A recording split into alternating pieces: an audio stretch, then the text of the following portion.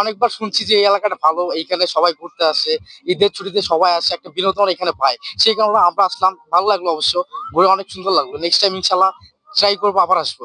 আমরা হচ্ছে খলিলগঞ্জ থেকে পরিবার নিয়ে ঘুরতে আসছি। আসলে এটা আমার মেয়ে, আমাদের দলনা ব্রিজ ঘুরতে আসছি ঈদের পরের দিন। কেমন লাগতেছে মামুনি, বলো তুমি? অনেক ভালো। ঈদের দিন তো অনেক কাজ থাকে, তো ঈদের দিন আসতে পারিনি, তো আজকে আমাদের কাজ ঘোরার দিন, আজকে মানে কালকে গরু কাটার দিন, তো আসতে পারিনি, আজকে আর কি ফিরি, আজকে আসছি আর কি। আমরা যেহেতু বছরে দুইটা ঈদ পেয়ে থাকি, একটা ঈদুল ফিতর, ঈদুল আযহা। তো ঈদুল আযহার দিন যেহেতু ঘুরতে বের হওয়া সম্ভব না, কারণ কুরবানি থাকে অনেকের, যার কারণে দ্বিতীয় দিন আমি আমার ভাই সহ ঘুরতে আসলাম। আইসা অনেক ভালো লাগলো। তো আরেকটা বিষয় আমাদের চোখে পড়লো যে দীর্ঘদিন পর আমাদের একটা প্রজেক্ট চালু হওয়ার কথা ছিল।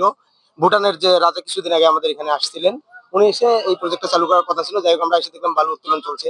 যাই হোক, এই প্রজেক্টটা যদি আমাদের হয়, তাহলে আমাদের উত্তরবঙ্গের একটা ভালো, আমাদের একটা যে চাওয়া পাওয়া ছিল, এটা পূরণ হবে আশা করি। আমি রাজারহাট থেকে আসছি। আমাদের কুড়িগ্রাম জেলায় তেমন বিনোদন কেন্দ্র নাই, তার মধ্যে আমাদের এই ধল্লা ব্রিজের পাড়টা একটা অন্যরকম একটা বিনোদন কেন্দ্র। তাই আমরা এখানে ঈদের পরের দিন আজকে একটু সময় কাটাতে আসছি। মেয়েকে নিয়ে একটু ঘুরতে আসা, জাস্ট রিফ্রেশ হওয়ার জন্য আর কি। দীর্ঘদিন যাবত যেহেতু দেশের মধ্যে অশান্তি বিরাজ চলতেছে, কিন্তু এখন পরিস্থিতি একটু স্বাভাবিক। আমরা এখানে ভালোভাবে এই ব্রিজের মধ্যে আসি, আমরা ঈদ উদযাপন করতেছি। এতে আমরা আইন শৃঙ্খলা বাহিনী থেকে শুরু করি সংবাদ কর্মীদের আমাদের ধন্যবাদ জানাই যে এত সুন্দর পরিবেশ সুন্দরভাবে আমাদের উপহার দেওয়ার জন্য।